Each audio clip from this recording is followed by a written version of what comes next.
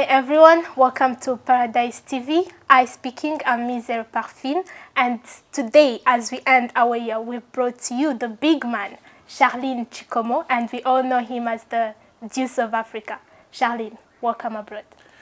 Thank you very much, Parfine, and thanks everybody who is watching. Like you have said, my name is Charline, Prazen Chikomo, but you can call me DUCE of Africa, which is also very fine. And yeah, I am Charline. I'm the founder of an organization which is called the DUCE Leadership Initiative. This is an organization that seeks to transform education and leadership in the African continent. We do that by bridging the gap between the schools and the communities, because we believe that when young people go to school, most of them concentrate on getting a certificate. But a certificate is like an icing on a cake. You don't eat an icing unless you want to get sick. You have to mix it with a little bit of bread. And to us, that bread is the skill that you have as an individual, not just the certificate. Because if the certificate doesn't have a skill, then it's a dead certificate. It's not that important. And we want to also shift the mindset of young people from job seekers to becoming job creators. As you all know that unemployment is one of the most difficult things that the continent is dealing with. So we want our students to leave school, not just with a hope that they're going to get a job, but also with an opportunity to create even the jobs that are not available. I'm talking about entrepreneurship, creativity, and critical thinking. But we also focus on shifting education from just the knowledge of things to also the knowledge of beings, because it's not just about what you know. It's also about who you know and who knows you, networks and partnerships. So I run this organization, and apart from that, I also work at a company called Ashoka as a consultant, which is a company that is focusing on creating change makers and so forth. And you might find me some days preaching. Don't be shocked. I also preach. Absolutely. And I'm not ashamed of the gospel. I also preach. And apart from that, I'm also more of a transformational speaker, just helping young people discover, develop, and unleash their potential. Thank you so much, DUCE. So you talked about the DUCE leadership, bridging the gap between schools and learners. So what are you bridging exactly? What's the spicy story behind the DUCE leadership? Yes, so the DUCE Leadership Initiative was formed in 2017. 2017 is a crucial year, not just because it's a year like any other, but because that's the year I graduated from high school. And when I graduated from high school, I was one of the top performing students in Zimbabwe. I had all the A's. I studied history, divinity, shona, and geography. I don't know if we need to say wow, or we need to wait and see how the impact it has had in my life. So yeah, I was graduating from high school, and I had all the A's. I was the highest at the school, and I was one of the provincial highest, and also one of the national highest in the country. But for me, after graduating, I started realizing that most of the things I had studied in school were kind of parallel to the expectations of the community I was in. Like I was talking about, you have 20 points, but do you understand your purpose?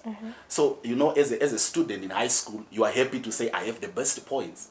But if those points are not married to purpose, they can just be as useless, because they are only a person who doesn't understand who he is in the very community. So I was a person with the best points, but not the best purpose. I was ignorant of who I am. I realized that I had a certificate, but I didn't actually understand the skills that I had. And when I entered in the community, I realized that people have no respect of the certificate I have. Most of them don't even ask about it, but they were more interested in the skills that I have as an individual. I realized that I learned about Hitler, Mussolini, trading profit and loss account, all these things we studied in high school. But when I finished, I realized that the person the people that knows you are important, because even when I went to university, or the job that I got at the first place was not much about the certificate, but because some people knew about me. So it is also important to actually know about other people. So for me, that was a moment of depression in my life, unfortunately. And I had to take a gap year. I didn't go to university during that particular year. I stopped so many things, and I wanted to really figure out who am I. But that depression for me was also very positive, because it was a moment of, you need to, your break point sometimes is your breakthrough moment. And entrepreneurship, as you know, it is the ability to transform problems into opportunities, not just the problems that affect other people, but also problems that affect you. So I said to myself, what can I do? Will I just focus on this problem as a personal problem, or this problem is a representation of what many Zimbabwean kids and many African kids are actually going through? And what that was for me the birth of the DUCE Leadership Initiative. And I said, let me now be the face of this revolution, which is about bridging the gap between the schools and the market. Let me now be that guy who crossed to the other side of the sea and is coming to the students to say, probably the world you are preparing for is not the real world you need to be working on. So I said, let me create the DUCE Leadership Initiative and if you look at DUCE Leadership Initiatives, it has 3 departments. And if you may allow me, I can explain about that. Absolutely. So we have what we call the DUCE Academy. So under the DUCE Academy, we have Pathway A and Pathway B. Pathway A is where we take students from high school who want to go to university. And then we help them with the skills, the mindset, and the knowledge that they need as they pick a specific program at university. So you know when you go to university from high school, you think it's just like high school, you don't know what you have to do, you don't know the program to pick and so forth. So we want to give them that mindset to understand that if you're picking engineering, do you have a vision aligned to that? If you're picking humanities, do you have a vision aligned to that? If you're studying sociology, don't let somebody who is studying biology tell you that it's not important. You know why you are there. Maybe you want to be a mental health activist and you need to know certain things to do with psychology. So we help that. Then we have Pathway B. You know as a matter of fact that less than 9% of the people who finish high school in Africa make it to university. The question is, where are the others going? Only 9%. Only even less. Wow. They make it to university. So sometimes because you're privileged and you find yourself in university, you might not question yourself, where are the others? The people that have gone with you to high school, you know the class usually had like 70 people, but at university you can only see 2 of them or of the people that were in your class. Where are the others?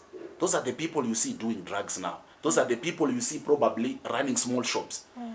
But did we prepare them for that particular environment that they find themselves in? How many young girls now we find being impregnated, abusing drugs because we sent them into the community with very limited high school knowledge of how the community looks like. And they're coming from high school high with the belief that I'm big and they found the world is not like that. They got disappointed. So we need to help them. That if you cannot make it to university, can we put something that can help you even outside the university? That's Pathway B. And DUCE Leadership Initiative runs the second program, which is called Think Tank 35. Think Tank 35. Okay. I'm a fan of African knowledge.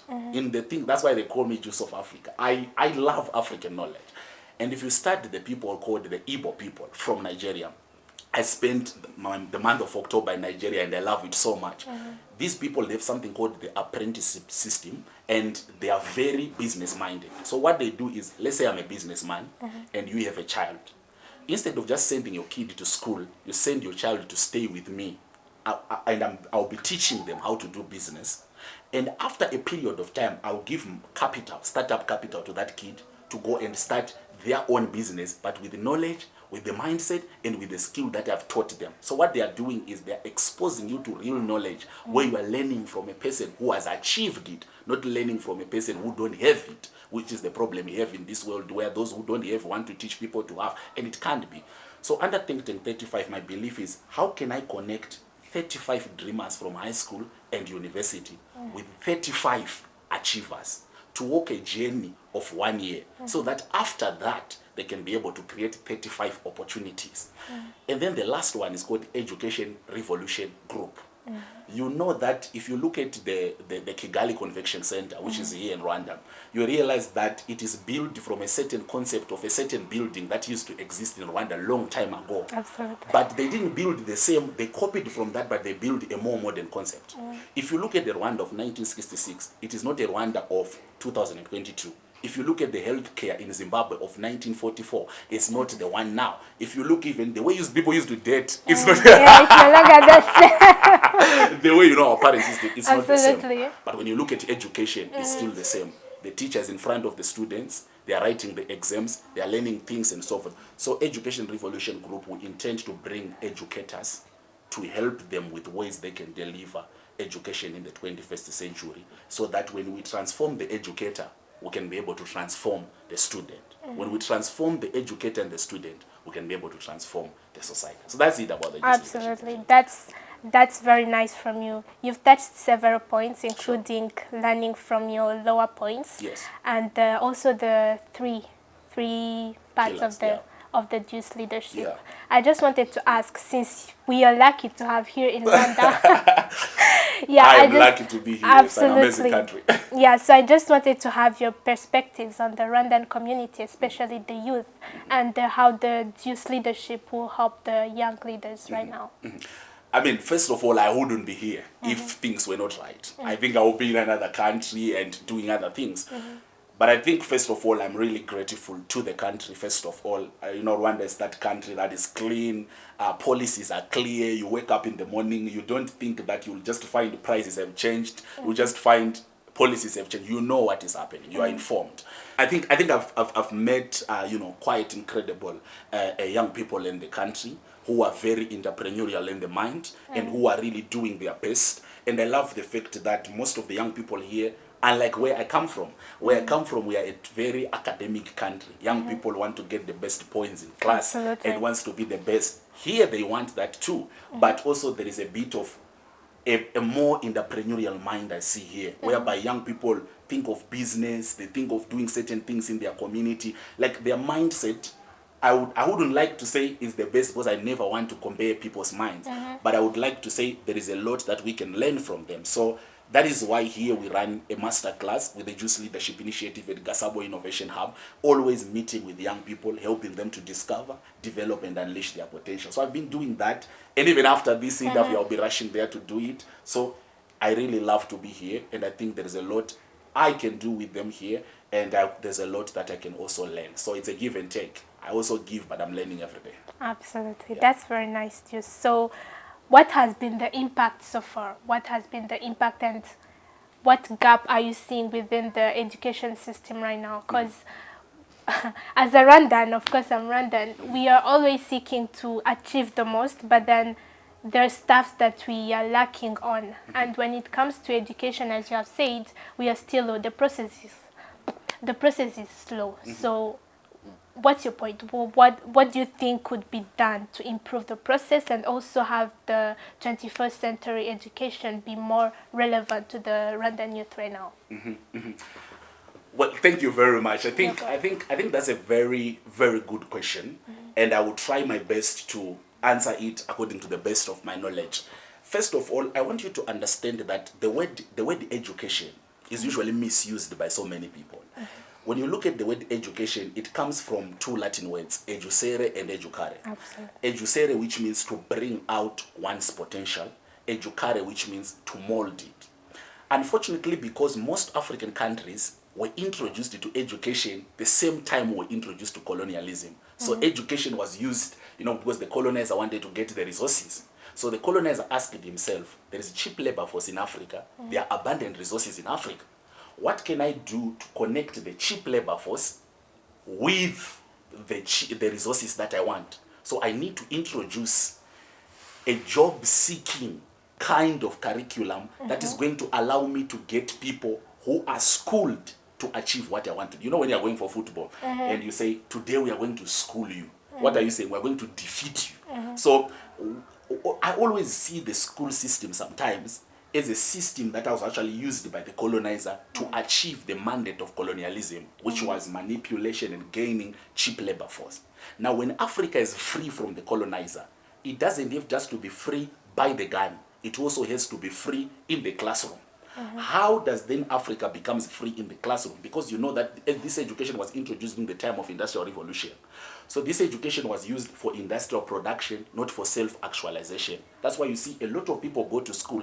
They are clear about what they want to do, they about dreams. I want to be a doctor. I want to be a nurse. I want to be this. When I grow up, I want to make money. I want to be a president. I want to be this. But very few people actually understand who they are. It is not their problem. It is because this curriculum was meant for industrial production and not for self-actualization. That's why you go in workplaces, you find people who have good grades, but they are not happy with what they are doing. They are doing it for the sake of survival. Absolutely. They are doing it because the system wants them to do it. Then when you see people who are inspired from within, they love what they are doing, you see them prospering. So one of the things I think the DUCE Leadership Initiative has been able to do, I will mention three things which I think we've been able to do. One of the things, you know, what we have done, I always see ourselves as philosophers in this way. we are there not just to achieve things, but we are also there to enlighten people to start talking about a particular thing. Sometimes we talk about things, and people think they are not so correct and they want to correct us, but the fact that people are beginning to come and have this conversation to say, it's now years later after Africa got its independence. How can we also have an education for the people that are independent? The world is always changing, but the education is constant. How can we also make sure that as the world is changing, our way of learning are changing? How can we make sure that we bridge this gap that we have seen between schools and the communities? So the first achievement that we have made, which I actually am proud of than our actions, is leading to the beginning of a conversation around that the fact that education needs to change and there's need to be a revolution there, which is number one. Number two, I think we have managed to become a team of teams. You see, other companies always come trying to compete and all that. But with the DUCE Leadership Initiative, we said we want to be the bridge between schools and the market, between schools and the communities, between high schools and the universities. Which means when we look at high schools in Rwanda, in Zimbabwe, everywhere, we see them as partners. When we look at teachers, we see them as partners. When we see universities, we see them as partners. So I think one of the things we have done is to bring all the potential partners on board, not as competitors, but as allies that we need to be able to deliver that. And the third thing that I would talk about is the fact that we have made it easier for students who are coming from the schools to integrate quickly in the community. One of the days I was working at African Leadership University, and a certain student saw me and said, "How is life out there?" I went to the student and said, "What do you mean? We buy in the same shop, yes? You who is a student and me who have graduated, do we buy in the same shop?" We do. We do. Do we go to the same market? Absolutely. Do we use the same buses and the same motors? Do we go to the same restaurants? Absolutely. So which life are you saying that is outside that you are not part of? It shows you that there is this way school has isolated itself to make students believe that they are living a life different from others. So we have also we've managed to break that silo and break that barrier and say to the students, you are in a community. Schools don't exist in isolation. They are a microcosm of the macrocosmic world. They are part of the world we are living in, and embrace that reality so that at the end of the day you can actually benefit. So the changes I would love to see young people embracing. Number one, we really need to understand that when we talk about this changing education, sometimes you might not get it in class, but there's something called personal development. We are living in the world of social media and the world of technology. It might not take the change of curriculum. It might take change of approach and you actually starting to seek for knowledge on your own. And then number two is for young people to start also attending, conferences and so forth, so that their mindset can be exposed. Just like I was invited to speak at something which is organized by Kigali City, which is called JobNet, where they bring job providers and job seekers together to start having that conversation. But you realize that most young people don't attend those things, but they want development. And just yesterday I was at the Hunger Pitch Fest where somebody walked away with 50,000. You realize that the chairs are still empty. Where are the young people? So this personal development should also be personal before it is national. Just that's just wow. Right now I'm a DUCEist. I'm a DUCEist. You are a DUCEist already. Absolutely. Everybody must be. Absolutely. And as a fan, I've also seen you traveling around different countries for the DUCE Leadership Initiative. Yeah. I just wanted to know what are the response from the young people? How do they take the DUCE leadership right now, and how many DUCEists? Okay, I mean, you're right, I've been traveling. And one of the things that I love about every time I travel across the continent, because most of my traveling is usually in the continent, Nigeria, Kenya, Rwanda, Zimbabwe, South Africa, Zambia. One of the things that I love the most is that I don't need to advertise. There's a way that the where Africa is coming from and where Africa wants to go. It advertise ourselves. I find young people organized by unemployment. I find young people organized by the desire for a better future. Absolutely. I find young people organized by the idea that Africa can be better, must be better, and we are the ones to bring that kind of Africa. So when I go to them and I start talking about That's a nice You know, one. when I go to them and start talking about bridging the gap between schools and communities, when I talk to them about becoming job creators, not job seekers, when I talk to them about the need for us to start identifying problems in our communities and change them to become solutions, it's not a strange message. It is a message that they understand. Different from somebody coming from America to talk about it. Because when somebody comes from America and Europe and talk about reimagining education in Africa, they talk about we are now in the digital era, we now need to get jobs of the 21st century. I get it and it's correct. But the reimagining of education in the African continent should start from the day we were colonized, which might not be the reality other countries share or the perspective other countries see it from. So the fact that I've been able to contextualize this and I've been able to respond to the challenges that the young people are facing, I think the response has been amazing. Wherever I go, I find a very amazing response in the African continent with young people responding to this idea of transforming education, and I love it so much. Just here in Rwanda, I had the opportunity to speak at Youth Connect, and you could see that after speaking, young people were so happy like it's a football match. Not because I'm the best speaker, but because they know what I'm talking about. They feel it every day, and they want it, and that's what has been happening. Wow, that's very nice, DUCE. But then, as we also talk about the DUCE positive impact, there are also challenges. Yes. There are those pinpoints that you keep struggling with the initiative. Yeah. So, how do you deal with that? How do you work around that? And what are those challenges? That's a good one. You see, the first challenge is a problem of agists. I don't know if you've ever heard about those people. There are people called agists. So these are people who believe that old people are the ones who should do a particular thing. Yeah, that was my next question. So when I started the DUCE Leadership Initiative in 2017, I think I was 18 years old. And for a society like ours to believe that an 18-year-old is talking about transforming education in the African continent, and most of the people I meet are lecturers who are PhDs, who have degrees, who have masters. They've gone to different countries to get an education. They are elitists. They believe they possess knowledge. They are an oasis of knowledge. To convince such people that I want to transform education in Zimbabwe, it is not easy. And you know, Zimbabwe being an academic country, and you're coming from high school, you want to talk about changing education. That breaking that barrier and making old people starting to take you serious, it has not been easy. It is one of the most difficult things. But how we have been able to do it is that I've come to understand that Africans don't listen to the superiority of your ideas.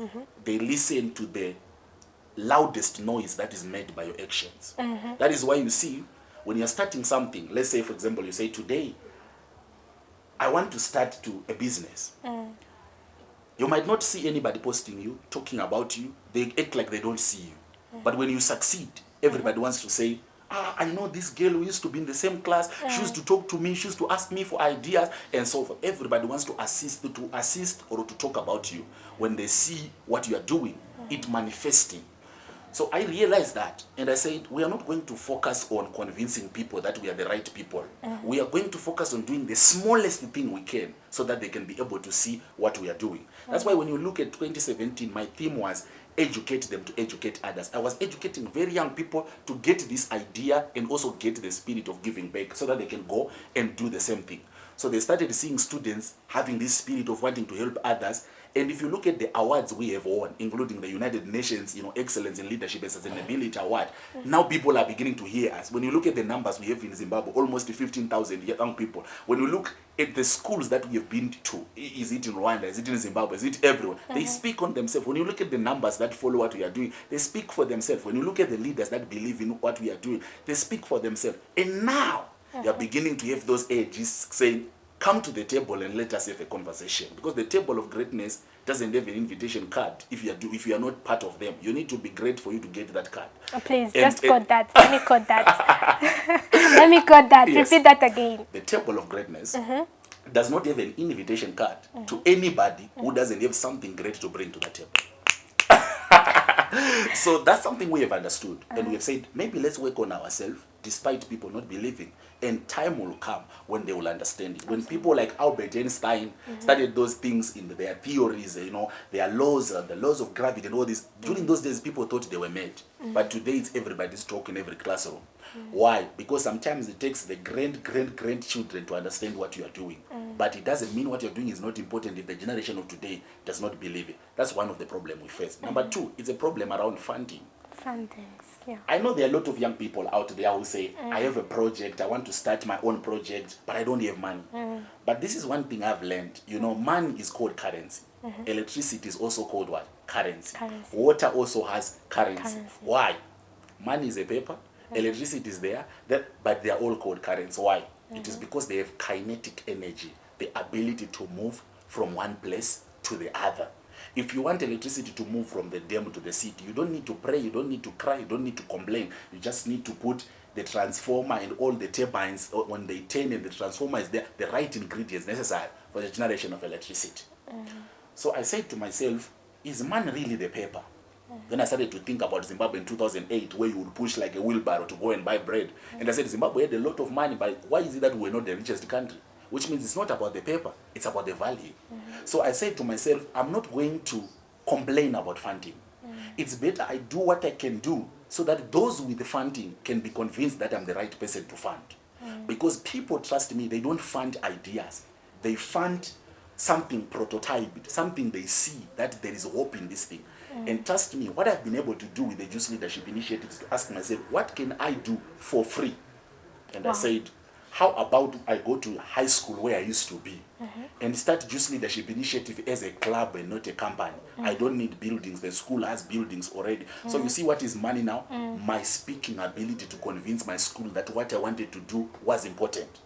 Then I say, what about we go to that next church and we say, what if you young people enroll to the program that we have, the church accepts? What about we go to UNICEF and say we have something that we have, before you know it, everything is coming on board. So the challenge we are facing, yes, is resources and so forth, but we have also understood that resources is not just the tangible things. Resources can also be the qualities that you possess as a person in having a conversation with the right people and showing them what you are doing for them to start believing in you. And the third challenge we are facing is team building. Team building. Because, you know, this is a new idea. It's an idea that has not been there before. Where do you get the tutors? Where do you get the facilitators? You're not just going to go and get anybody. But one of the things that we have done in 2017 is that we laid the foundation and we said educate them to educate others. So what we did is we educated the first class of 35 students. And in them, we didn't just give them a certificate, but we also gave them something called empathy. The ability to step in other people's shoes and feel the need to solve a particular problem. So in the first class, when they graduated, our students, they were coming back to us and saying, how can we help in what you are doing? So our first class that we educated became the first teachers of the organization. And DUCE Leadership Initiative, I can open my mouth very wide. I can clap my hands with 5 fingers, and I can wash my hands like Pilate and say to everybody, we are we are one of the most, if not the only, self-funded youth-led organization. We have never received funding from anybody. How did we get our money? We made sure that our skills became our currency. We made sure that when our students are at school, we also build in them a giving back spirit. That not only are they members, but they are part of what we are doing. We don't need members in DUCE Leadership Initiative. We need core leaders who can bring every coin they have for the sustainability of what we are doing. So that is how we've managed to deal with some of the challenges that have been affecting us. Wow. So everything about the DUCE is creativity. Is creativity, is owned by the young people, with the young people, and for the young people. It is not about members. It's like a church. Some pastors who are building church. Do you know why other churches are greater than others? Some pastors want members. Some pastors want leaders. So if you have a lot of members, they just come on Sunday and they go home. You are not building anything. You need people to be leaders, to feel a sense of belonging. When they feel that they can take every coin they have to participate in building the church, they can pray for that particular church. Some schools, they have students. You know what is a student? A student is the name they give to a customer who pays a lot of money, usually borrowed money, to get a degree. We don't need students in classes. We need what? We actually need leaders. Give your students that sense of responsibility. When you look at schools like Harvard, do you know where some of the funding you guys apply for from Africa come from? From their alumni. These are students who have gone to Harvard and say, I still want to give back to that school. How many of us can do it to the schools we come from? Very few. Why? Very few. Because they just have to give us the grade, but they didn't give us empire. So I'm building DUCE Leadership Initiative by young people, with young people. I'm the oldest who is 23 years old. The rest are younger than that. There's no one too older than me. And you believe in them? I believe in, not only believe in them. In fact, believing is like, it can't even be small. In fact, I am them. Whatever they are doing, make mistakes. If you're a young person, make so many mistakes. You are allowed to do that. I don't want this choreographed lifestyle of people who want to be the best every day. Make mistakes. But then it has been our routine, and it has been successful to some of us, following the routine, the choreography that our parents showed us the path to go through. It has been a routine, and you know, I must say that I'm so sad that so many young people there, we live in a world of storytelling. You know, when for example President Obama would stand and say, we can do it, yes we can, yes we what. But then what they don't tell you in that video is the Obama before that time. He has made a lot of mistakes, but those mistakes he learned from them to be who he is. For example, I can speak here, somebody can watch this interview and say, I want to be like that young man. He doesn't know the sleepless nights I have reading. He doesn't know the money I spend out of my salary, which might not be a lot, sacrificing for my vision. They don't know what I go through to make this happen. So as young people, let us understand the beauty of process. When we understand the beauty of process, we then understand the beauty of mistakes, because we learn from them. Do you know how many times I was shy to speak? But because you are shy today, you are shy tomorrow, the third day you are not. You're not. As long as you try. So I believe in the young people of the DUCE Leadership Initiative so much. Anything that we do is made by us, is designed by us, is implemented by us, is celebrated by us, and anybody will believe in it. Thank you so much, DUCE. So what's the forward actions? What's your call to action? Where is DUCE leading? Where is DUCE going? How do we make this more big? And yeah, if I want to be a DUCEist, what's required of me? I think before I talk about that, let me just also just reflect on one thing, all right? And this will benefit somebody. There's one great man who once said, tell me something and I will forget. Show me something and I will remember. Involve me and I will understand. Can I repeat that? Absolutely. Tell me something and I will forget. Show me something and I will remember. Involve me and I will understand. The greatest takeaway I want to give to everybody who will watch this interview is that when it comes to learning, there are two things you need to understand.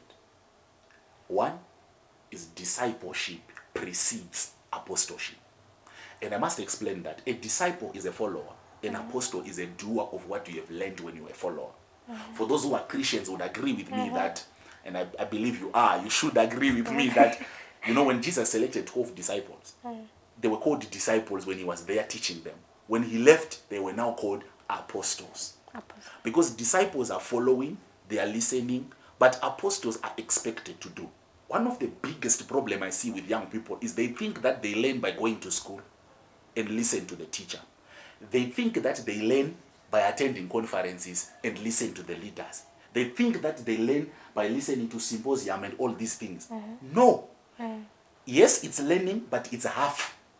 The other part is doing it. So do you want to be a speaker? Stop listening to the best speakers every day, every year, and think you'll wake up like them. Never. But when you start doing it, slowly but surely, the old man you see today was once just a pregnant in the mother's stomach. But every day he was growing to be an old man. The Rwanda we see today is not a coincidence. If anything, I would like to call it a planincidence. People were planning and acting on what they were doing. Today we see this big nation.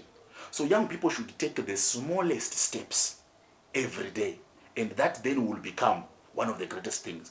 I would want to give a shout out to my teacher who taught me when I was A-level. He's called Mr. Moyo, and he taught me history.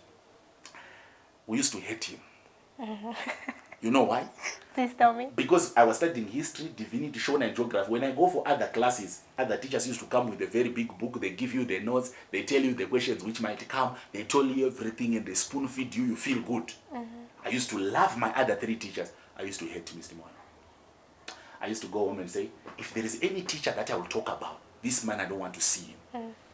We talked about it again and again. But guess what? 5 years later, after high school, he is my favorite teacher. Why? I understood something. He would come to class with a syllabus and tell us that this is the syllabus you need to complete by the end of the day. Say, where are the notes? Go and find them yourself. Say, who is going to teach us? Create groups and teach yourself. Say, who is going to give us assignments? Do an assignment and mark it yourselves. And then he will come with an exam. Guess what? He's the one who got the most A's when we wrote that year. Why? Because he understood that students are not just, empty buckets that I need to feed every day. They are fires that I need to be igniting. How do I ignite them? By involving them. If I tell them, they will forget. If I show them, they will remember. But this struggle is not about forgetting or remembering. It's about understanding. How do they understand? By being part of it. When you look at my life after graduating from high school, I didn't teach Shona. I didn't teach geography. I didn't teach divinity. I was a good teacher for history. Why? Because I'm the one who created the notes. I'm the one who taught myself, and everything that I was doing, I was part of it. So the first key takeaway we should talk about is involvement of the young people. Then the DUCE Leadership Initiative, like you're saying, where are we going? One thing that I would want to tell young people is I don't want to invite them to join the DUCE Leadership Initiative. Our problem is not a deficit of members. Our problem is a deficit of partners who are pushing the same vision. You see, this one finger, it cannot kill a bird. But if we add all of them, it will form a hand and kill. What we are looking for is not members. What we are looking for is partners. And I believe if the young people in this country, in Zimbabwe and everywhere, can also start initiatives aligned to what they are passionate about. I'm passionate about education. Probably are passionate about mental health. Somebody is passionate about leadership in Africa. Somebody is passionate about media, like this Paradise TV. It's a platform that I'm now here to talk. If it was not there, who was going to hear me? Nobody. So if young people can use DUCE Leadership Initiative, not to hear of how to join, but to see it as a prototype that young people can, young people will, and young people must. That if DUCE did it at 18, I can do it at 20, I can do it at 30. No one is too young or too old to make a change. So my call to action to young people is, come and join us, not in the DUCE Leadership Initiative, but in the desire to create a better African continent. Because we are African, not African. Africa can, and Africa will, and Africa must. How does Africa can? Our canness, if that word exists, if it doesn't, I'll put it in the dictionary. Our canness is actually in coming together and do it. And if we are to think about where we see ourselves as the DUCE Leadership Initiative, one, I envision seeing ourselves as one of the leading research organizations in matters to do with bridging the gap between education and economic development in Africa. I envision to see hubs across the African continent of the DUCE Leadership Initiative where young people can discover, develop, and unleash their potential. Personally, I envision to see myself retiring from the DUCE Leadership Initiative very soon to show that I've been successful by actually having leaders, because I cannot be in Rwanda and Zimbabwe and South Africa and Zambia at the same time. The people of Rwanda should be in their country. I should be where I come from, or I should be somewhere doing other things. And especially, I don't know, I'm going to get married soon. Maybe my wife will not agree with most of the things I'm doing. Thank you so much, DUCE. Africa can and Africa will. Yes. Closingly, as we close, I would just like to have your perspectives on the previous and ongoing World Cup world, especially the Morocco and Portugal. For sure. Well, I think it has been an interesting game. I'm personally a fan of football. Like, I love football so much, and I support Chelsea, which is not doing well in clubs. I support Barcelona. In the World Cup, I was supporting Brazil and Argentina. But what this World Cup has shown us, really, it's full of surprises. Absolutely. When you look at teams like Germany, who would have thought that Germany will not be in the semi-finals at least? Teams like Belgium, who would have thought, teams like Netherlands, these are big teams. Like Portugal. Teams like Portugal, who would think Ronaldo would cry and go home before the semi-final? At least I was expecting his crying final, or, the same. And even Brazil, who would have thought that Neymar would cry and go out, But Morocco, has been doing well, and as an African, I think we must be proud that one of us is doing well. But this, for me, it's really to say nobody's too little, nobody is a candidate. Success is not reserved for certain people or for certain nations. Success is reserved for anybody who works very hard. And with the case of Morocco, is not one of those giants we know, but it's just coming from the level of mediocrity into something that would become historical in the continent. And this, I think this also transcends into a message to other people. Sometimes when we look at the families we come from, the backgrounds we come from, we feel like there are other people more privileged and better than us. But the message is really, do your hard work. Do whatever you want to do. Success operates in a magnetic setup whereby it always attracts, it never chase. It's never chased. Like when you want the best girl, you don't have to chase her, you just have to have what she wants. And what she's looking for, definitely you will be the candidate. Or when you want to make money, you just have to have the best idea. When you want to win the World Cup, it's a matter of just the smartness, how you're playing, and you know your skills and so forth. So I just feel like this is even a lesson to us, to say we are not too young, we are not too poor, too broke, we are not too under-resourced. We are hard workers, and that should also inspire us to do more. But even more, how football has been able to unite the whole world, the racist and the non-racist, the black and white, the young kids and old, how all of us have been united by football. I feel like we need more games. So there are other entrepreneurs who are working on games and all that. It is important. It unites the world. It deals with our mental health and so forth. So yeah, Argentina, I think, will win the final. Hopefully. Hopefully. Thank you so much, DUCE. It was nice having you here. I just like the way you connected the both football and real life. Success is not too small for anyone. Yes. Yeah, thank you so much. We are happy for having you at Paradise TV, and thank you everyone for following us. Hope you enjoyed the conversation, and we'll hopefully take your takeaways from this conversation. For more info, please visit paradise.gwa, and as we approach the upcoming festivities, Merry Christmas, by the way. Thank you so much. And Happy New Year. So I would like you to all visit G Value Store Clothes in Meek Building, and also Brand Zone Printings in the City Market. Thank you. Have a good day all.